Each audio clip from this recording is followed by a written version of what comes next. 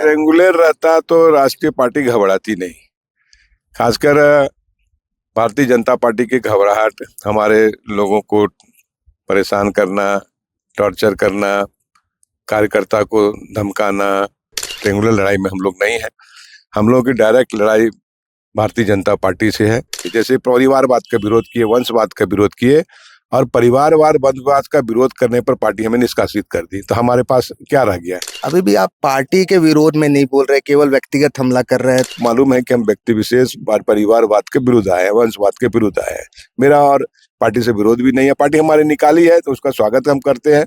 नमस्कार, follow up देख रहे हैं आप। मैं आपके साथ अभिषेक पीयूष। अभी हमारे साथ जमशेदपुर पूर्वी से निर्दलीय प्रत्याशी शिवशंकर सिंह मौजूद है, जो कि गैस चूल्हा छाप के साथ जो है इस बार चुनावी मैदान में कूद पड़े हैं। हम इनसे सीधा जुड़ते हैं और इन्हीं से जानते हैं।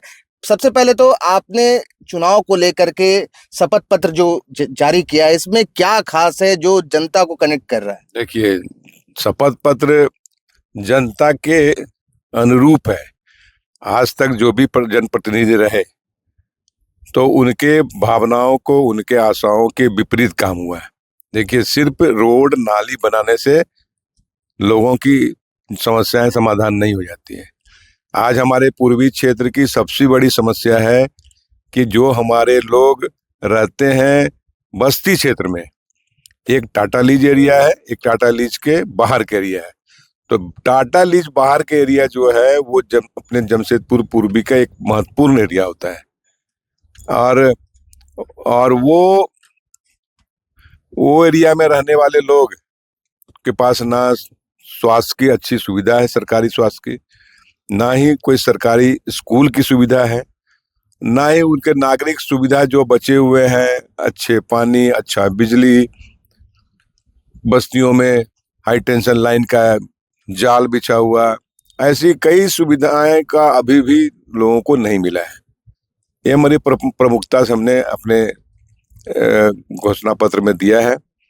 दूसरी बड़ी बात आप उसमें है कि आप देख रहे हो कि हमारे पूर्वी क्षेत्र में जो बस्ती क्षेत्र में लड़के बच्चे रहते हैं, उनको रोजगार का अभी भी बहुत बड़ा अभाव है, बेरोजगारी का आलम है। कारण है कि ना कोई टेक्निकल इंस्टीट्यूट है जिससे कि उनको कौशल केंद्र से जोड़ा जाए और उसके बाद उनको कन्वर्ट किया जाए रोजगार में।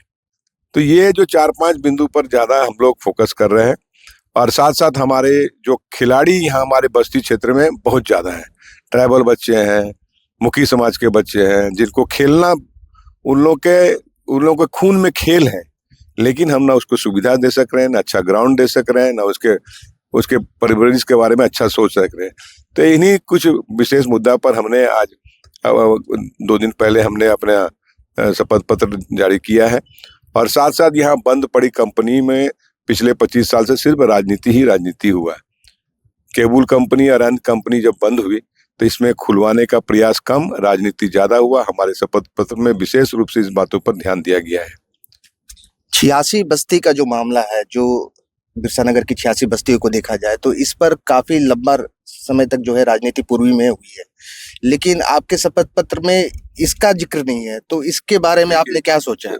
86 बस्ती का मामला लोगों ने उठाया जरूर, लेकिन उस पर कोई काम नहीं हुआ। जब हम लोग एक अपनी जनता के द्वारा अगर हमें कुछ अधिकार मिला तो हमारी प्राथमिकता में है कि 86 बस्ती पर पूर्ण विचार करने के लिए विधानसभा में हम लोग चर्चा करेंगे क्योंकि चर्चा ही बंद हो गया। जब तक चर्चा नहीं करेंगे, जब तक पटल पे नहीं लाएंगे, तब समस्या का समाधान कैसे होगा? तो कुछ समय से ये ठंडे बस्ते में डाल दिया गया, तो इस पर फिर से हम लोग पूर्ण विचार करने के लिए अपने जो भी योजना में हम लोग इसको रखे हैं।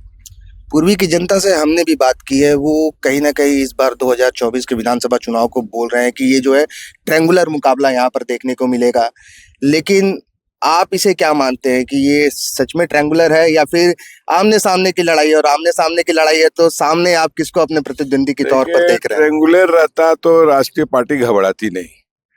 खासकर भारतीय जनता पार्टी की घबराहट हमारे लोगों को परेशान करना, टॉर्चर करना, कार्यकर्ता को धमकाना और हमारी जो लोगों की लोकप्रियता को देखते हुए लोग घबराहट में है।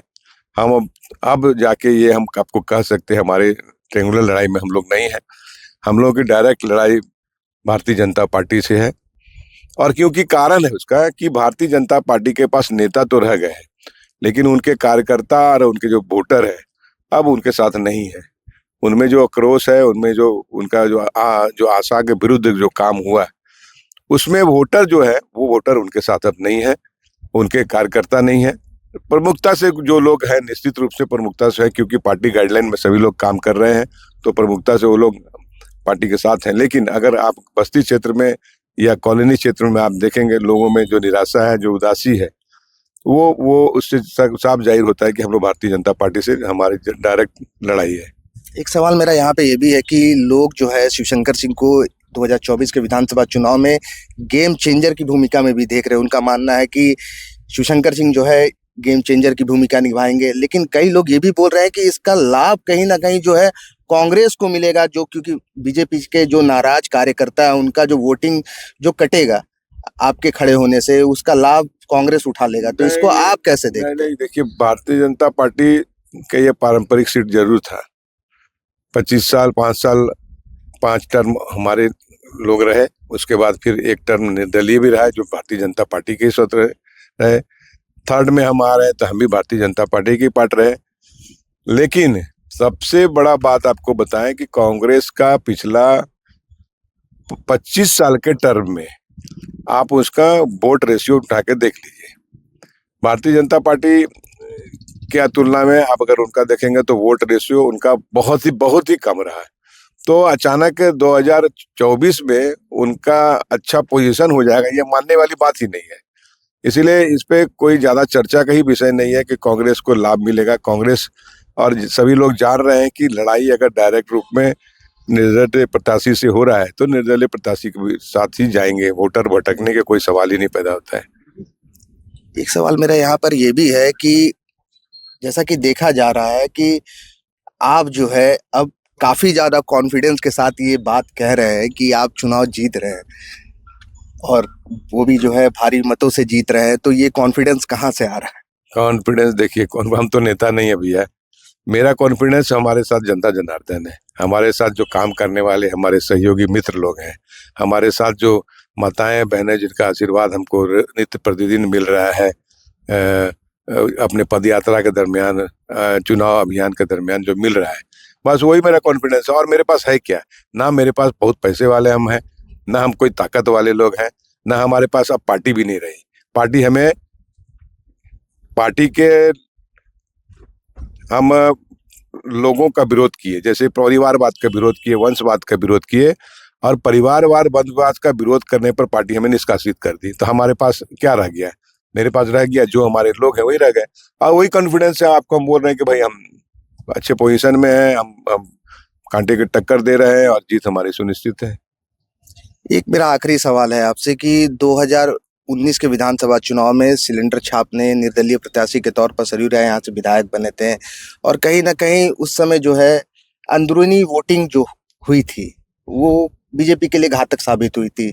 इस बार आप क्या देख रहे हैं कि सेम कंडीशन जो है फिर से दोहराया जाएगा? भाई देखिए, जमशेदपुर की जनता 2019 से ही पूर्वी की जनता नाराज थी, क्योंकि उनके अनुरूप कैंडिडेट नहीं मिला है। और नहीं मिलने से देखिए, कैंडिडेट अगर नहीं मिलेगा, विधानसभा एक ऐसा चीज है, कैंडिडेट अगर नहीं मिला तो लोगों में नाराजगी होगी, और नाराजगी होगी तो वो कहाँ जाएंगे? वो कैंडिडेट देखते हैं, ना कि पार्टी देखते हैं। तो अगर पार्टी देखना है तो कैंडिडेट उनको अच्छा नहीं मिल रहा है, और निर्दलीय निर्दलीय देखते हैं तो उनको कैंडिडेट अच्छा मिल रहा है। हमारी छवि साफ छवि है, हम सामाजिक कार्यकर्ता के रूप में रहे। कोई 2019 में अगर बात करें तो इस समय कैंडिडेट तो पूर्णिमा दास है। अभी तो रघुवर दास से ही नाराज लोग हैं, क्योंकि रघुवर दास के ही माध्यम से, हमारे श्रीमान रघुवर दास जी के माध्यम से ही उनके बहू को टिकट मिला। सभी लोग जानते हैं, उनके दबाव में मिला, उनके प्रेशर में दिया। पार्टी के कोई मन से थोड़ी दिए होंगे। पार्टी को इच्छा होगा कि उसके कार्यकर्ता को मिले, लेकिन कार्यकर्ता वो तो प्राथमिक सदस्य भी नहीं थे, तो कार्यकर्ता के मन में तो उदासी होगा ना। किसके प्रति उदासी होगा? पूर्णिमा दास तो बैक चेहरा है, फ्रंट चेहरा कौन है? जो फ्रंट चेहरा उसे नाराजगी, पिछले बार भी तो 19 में भी नाराजगी था, 24 में भी नाराजगी 19 से है। बस यही है कि वो नाराजगी पूर्णिमा दास से लोगों को नहीं है।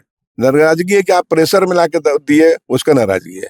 अभी भी आप पार्टी के विरोध में नहीं बोल रहे, केवल व्यक्तिगत हमला कर रहे हैं, तो ऐसे में क्या आप क्या अगर जीतते हैं चुनाव तो क्या फिर बीजेपी में देखिए, जाने की पार्टी के बड़े जो हमारे माननीय नेता मोदी जी, अमित शाह जी और योगी जी हमारे मार्गदर्शक रहे, उनके मार्गदर्शन में हम लोग चले थे। हमारा संस्कार नहीं है कि हम तुरंत हम अपने गलत शब्दों से किसी को का प्रयोग करें। मेरा संस्कार, मेरा व्यक्तिगत भी वैसा स्वभाव नहीं है। तब है कि आप मालूम है कि हम व्यक्ति विशेष परिवारवाद के विरुद्ध आए हैं, वंशवाद के विरुद्ध आए हैं। मेरा और पार्टी से विरोध भी नहीं है। पार्टी हमारी निकाली है तो उसका स्वागत हम करते हैं, लेकिन ये तो हमारा पार्टी का जन्म ही हुआ था परिवारवाद के विरोध में।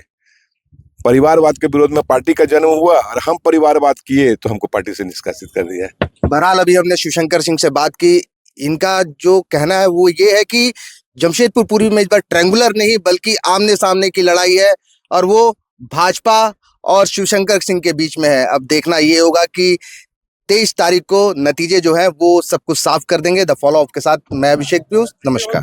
thefollowup.in. Like, share, and subscribe. www.thefollowup.in